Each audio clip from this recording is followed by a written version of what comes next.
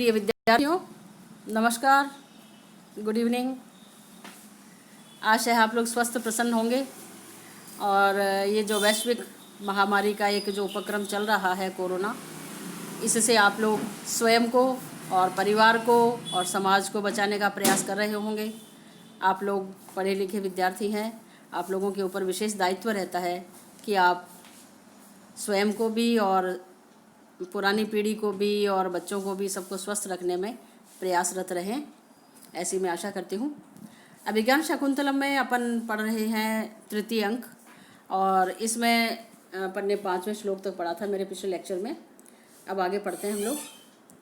तो 5वें श्लोक में राजा जो है वो सोचता है कि इसी लता मंडप में शकुंतला को होना चाहिए, क्योंकि अभी यहाँ पर नवीन पद पंक्ति मुझे दिखाई दे रही है। यावद विटपांतरेण अवलोकयामि। फिर आगे कहता है राजा, तो मैं पेड़ की ओट में होकर के देखता हूँ। घूमकर और वैसे ही करके मैंने पेड़ की ओट में हो जाता है, फिर बड़ा प्रसन्न होता है। सहर्षम अये लब्धम नेत्र निर्वाणम। अहो, मेरे नेत्रों को निर्वाण मिल गया है, माने परम आनंद मिल गया है। निर्वाण शब्द का अर्थ वैसे मोक्ष हुआ करता है, मोक्ष मिल गया है। अर्थात धर्म, अर्थ, काम और मोक्ष अपने जो 4 पुरुषार्थ हुआ करते हैं, हमने भारतीय संस्कृति का तत्व पढ़ते हुए फर्स्ट ईयर में चर्चा की थी। तो मोक्ष जो है वो व्यक्ति के जीवन का एक अंतिम उद्देश्य हुआ करता है। तो यहाँ पर वैसे तो अतिशयोक्ति है। राजा अपनी प्रसन्नता को व्यक्त करता है कि अहो, आँखों के होने का तो मुझे चरम आनंद प्राप्त हो गया है। कैसे कि ऐशा में मनोरथ प्रियतमा स कुसुमास्तरणम शिलापट्टम अधिशयाना सखीभ्याम अन्वास्यते। यह मेरी मनोरथ प्रियतमा है मेरी, लेकिन कैसी? मनोरथ मात्र की, अभी वास्तव में प्रियतमा नहीं हुई। मुझे तो ये भी नहीं पता कि वह मुझे चाहती है कि नहीं। तो मेरे मन ही मन में जिसको मैंने प्रियतमा माना हुआ है, ऐसी ही है शकुंतला। स कुसुमास्तरणम, कुसुमों के बिस्तर पर, पुष्पों के शैया पर, शिलापट्टिका के ऊपर, अधिशयाना लेटी हुई, सखियों के द्वारा, दोनों सखियाँ, सखीभ्याम द्विवचन का प्रयोग किया है, दोनों सखियों के द्वारा अन्वास्यते सेवित हो रही हैं। माने शिलापट्टिका के ऊपर जहाँ पर फूल बिछे हुए हैं उसके ऊपर ये शकुंतला लेटी हुई है और दोनों सखियाँ इसकी सेवा कर रही हैं। फिर कहता है आगे, ठीक है, श्रोष्यामि आसाम विश्रम्भ कथितानि। मैं इनके विश्वस्त वार्तालाप को सुनता हूँ। देखें ये क्या बात करती हैं, क्योंकि राजा तो पेड़ की ओट में ही अभी सामने आया ही नहीं है। अब वो सखियाँ ही हैं तीनों, तो अब इनके जो वार्तालाप होगा वह बड़ा विश्वस्त होगा। तो चलो मैं सुनता हूँ। देखता हुआ खड़ा रहता है। ततः प्रविशति यथोक्त व्यापारा सह सखीभ्याम शकुंतला। तब उसी तरीके से जैसे अभी बताया, मंच के ऊपर सखियों के साथ में शकुंतला आती है।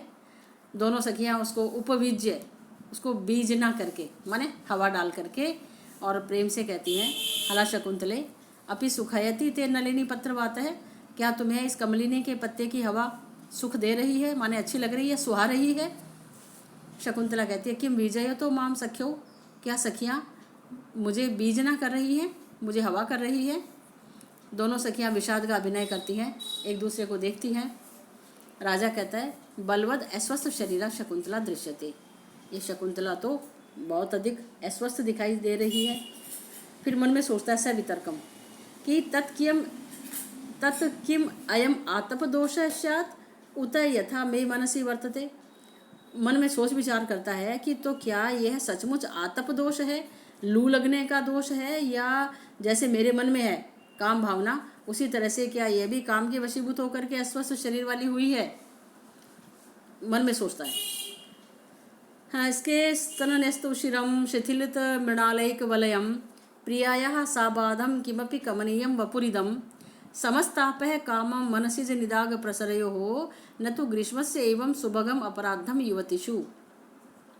कैसी स्थिति है इसकी शकुंतला की कि स्तननेस्त उशिरम, इसके स्तनों पर उशीर, खस, शीतलता प्रदान करने वाला एक औषधि टाइप का होता है, बारीक बारीक छोटा ऐसे कोई पदार्थ होता है।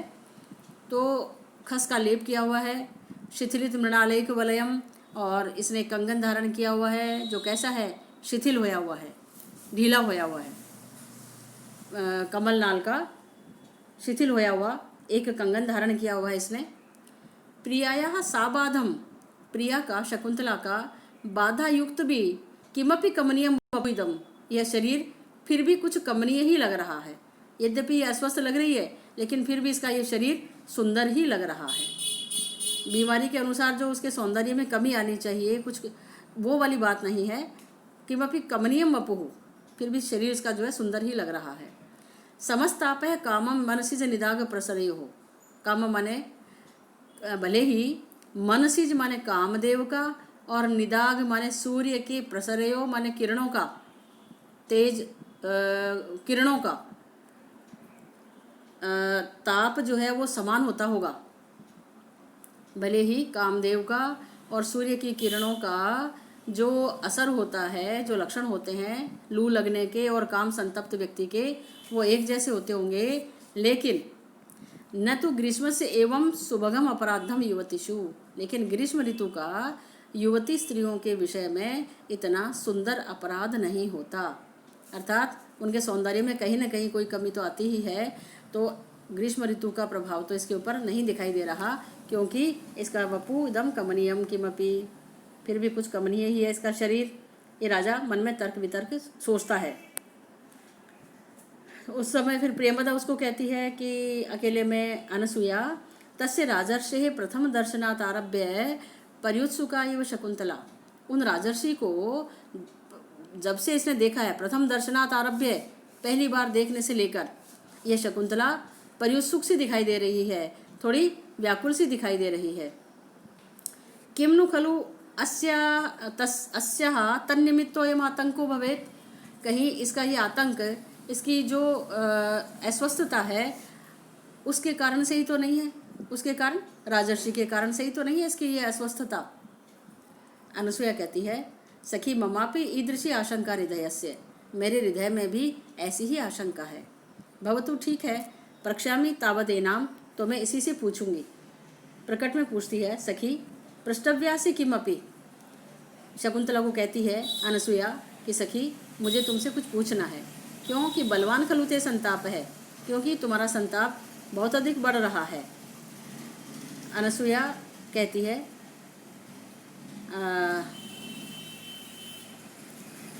शकुंतला ने इस बीच पूछा कि पूर्वार्धे न शयनाद उत्थाय, अपने लेटी हुई है ना वो, तो ऊपर वाले भाग से, गर्दन वाले भाग से ऊपर उठ करके फिर कहती है, हला किम वक्तु कामासी, सखी तुम क्या पूछना चाहती हो, पूछो।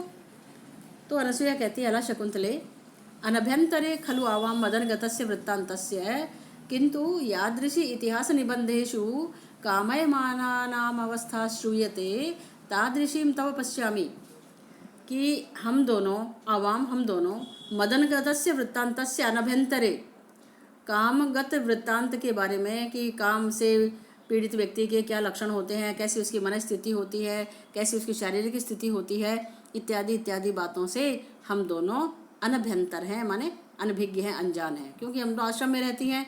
और हमने पहले बात भी करी थी कि भाई सीधी सादी बोली वाली नायिकाएं हैं, तो ये कहती हैं कि हम काम जनित व्यवहार के बारे में अनजान हैं। किंतु यादृशी इतिहास निबंधेषु, जिस तरह की इतिहास में, निबंधों में कामयमाना नाम अवस्था श्रूयते, काम से संतप्त व्यक्तियों की जैसी स्थिति सुनने में आती है, तादृशीम तव पश्यामि, उसी तरह की हम तुम्हारी देख रही हैं। काम संतप्त व्यक्ति की जैसी हालत होती है वैसी हम लोग तुम्हारी देख रही हैं। कथा है किम निमित्तम ते संताप है, तो तुम बताओ कि तुम्हारा ये संताप किस कारण से है, क्यों? कि विकारम खलु परमार्थ तो ज्ञात्वा अनारंभ है प्रतिकारस्य, विकार को परमार्थतः वास्तविक रूप में, उसको जड़ से, विकार को, बीमारी को जड़ से जाने बिना, अज्ञात्वा जाने बिना, अनारंभ है प्रतिकारस्य, उसका प्रतिकार प्रारंभ नहीं किया जा सकता। आयुर्वेद का भी ये सिद्धांत है कि बीमारी को नहीं, आप बीमारी का, रुग्णता का कारण खोजने का प्रयास करो कि किस कारण से हुई। तो हम क्या करें जब तुम्हारी बीमारी का हमें पता नहीं चल पा रहा है, तो इसलिए हम क्या प्रतिकार करें, हम उसका क्या इलाज करें। तो तुम ऐसे करो कि तुम्हारी जो स्थिति है वो तुम हमको बताओ, और फिर जब हमको वास्तविकता पता चलेगी तो उसका फिर हम प्रतिकार करेंगे। तो प्रिय बच्चों, इसमें आप लोगों के परीक्षा के पॉइंट ऑफ व्यू से क्या है कि जैसे श्लोक का हिंदी में अनुवाद पूछा जाता है, या फिर उसकी संस्कृत से हिंदी में व्याख्या पूछी जाती है, या संस्कृत से संस्कृत में आपको उस श्लोक की व्याख्या भी पूछ लेते हैं। और इसी तरह से आपको ये जो कुछ सूक्तियाँ हैं, जैसे ये वाली सूक्ति है, विकारम खलु परमार्थ तो अज्ञात्वा अनारंभ है प्रतिकारस्य, तो ये एक सूक्ति है, एक साधारण कथन है कि विकार को, बीमारी को वास्तविक रूप में जाने बिना, जड़ से, मूल से जाने बिना उसका इलाज प्रारंभ नहीं किया जा सकता। इसी तरह की पंक्ति पहले भी थी 2-4 जगह, मैंने वहाँ पर इंगित भी किया था। तो ये सूक्ति है, तो इनको भी परीक्षा में कई बार अलग से स्वतंत्र रूप से भी पूछ लिया जाता है। तो मेरा आप लोगों को ये सारे इनका कथोपकथन से भी लेकर के पढ़ाने का उद्देश्य यही था। कई लोग ऐसे भी करते हैं कि भाई चलो खाली श्लोक पढ़ा दिए, लेकिन उसमें क्या है कि तारतम्य नहीं बन पाता आप लोगों को। फिर उस श्लोक की व्याख्या करने के लिए आगे का बताएं, पीछे का बताएं, उसकी बजाय तो हम कथोपकथन को भी क्यों ना पढ़ते चलें। और इनमें भी ये सूक्तियाँ हैं, कोई विशेष बात है, कोई अंतर कथा, इस प्रकार से आप लोगों का संपूर्ण ज्ञान हो आपको, खाली केवल एक परीक्षा की दृष्टि से ही नहीं। ये मेरा हमेशा प्रयास रहता है। तो अब हम आगे चलते हैं। ये दोनों जानना चाह रही हैं कि तुम अपनी बीमारी की हमें मूल बात बताओ। तो उधर राजा भी जो पेड़ की ओट में सुन रहे हैं, तो वो कहते हैं अनसूयाम अपि अनुगतो मदीय तर्क है। जो तर्क मेरे दिमाग में चल रहा था कि ये सूर्य की किरणों के कारण से है कि मदन संताप है मेरी तरह से, तो देखो मैंने ही नहीं, अनुसुईया ने भी ऐसा ही तर्क किया है। तो अनुसुईया ने भी मेरे तर्क का अनुगत है, अनुसरण किया है।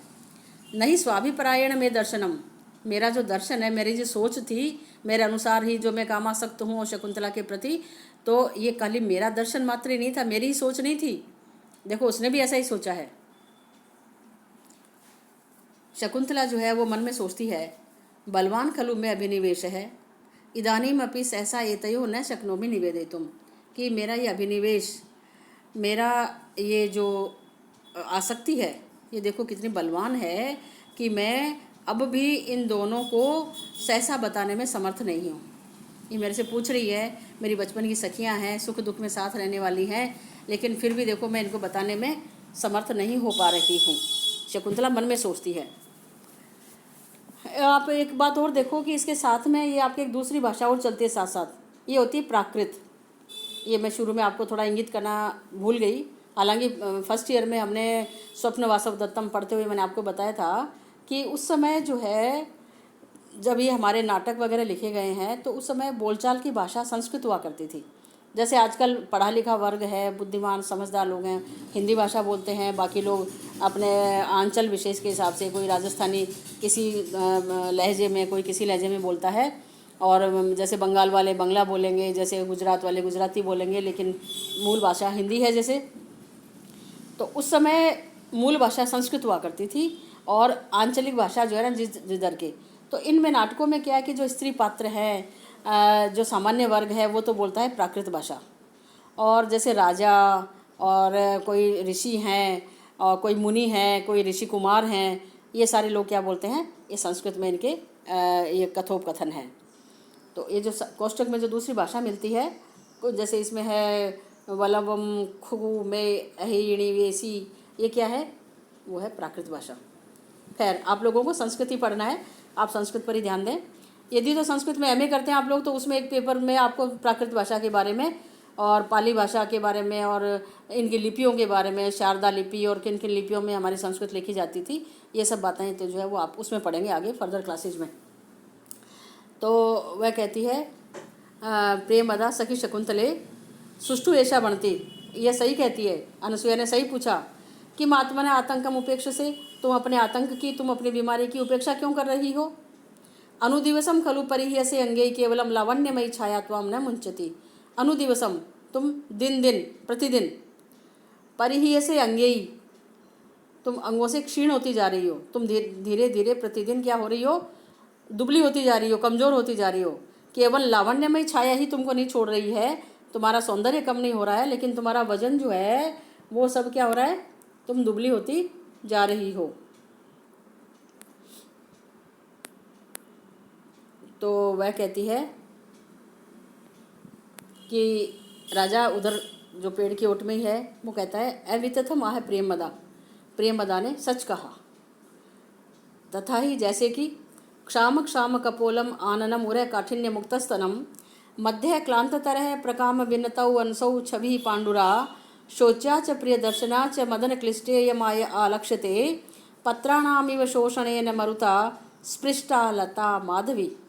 शकुंतला की क्या स्थिति हो रही है कि क्षाम क्षाम कपोलम, इसके जो कपोल हैं वो माने पिचके पिचके से हो रहे हैं। इसका मुख जो है वो दुबले कपोलों वाला हो रहा है, कपोल इसके धंस रहे हैं जैसे, ऐसा इसका आनन है, मुख है। कैसा है इसका मुख? क्षाम कपोल वाला, माने दुबले मुख वाला, दुबले दुबले कपोलों वाला। और उरह काठिन्य मुक्त स्तनम, और इसका जो उरह माने वक्षस्थल जो है वह कठोरता से रहित स्तनों वाला है। इसके स्तन भी ढीले हो रहे हैं। मध्य क्लांततर है, मध्य इसकी कमर वाला भाग जो है वह क्लांततर है, माने अति क्षीण हो गया है और अधिक पतला हो गया है। सुंदरी युवतियों का माना जाता है कि कमर पतली होती है, तो इसकी मध्य भाग जो है कमर और अधिक पतली हो गई है। तरप प्रत्यय का प्रयोग है। क्लांत तरह है, दो प्रत्यय होते हैं इस आशय के, तरप और तमप। तो दो की तुलना में बताया जाता है तरप प्रत्यय का प्रयोग होता है, और बहुतों में से किसी एक को श्रेष्ठ बताना होता है, तुलना करनी होती है, तो वहाँ पर होता है तमप प्रत्यय का प्रयोग। जैसे प्रियतम, प्रियतर, प्रिय एक शब्द है, फिर प्रियतर माने उससे अधिक प्रिय, और प्रियतम माने सबसे प्रिय। तो ये है कि क्लांततर है, पहले से पतली है और अब और अधिक क्लांत हो गई है।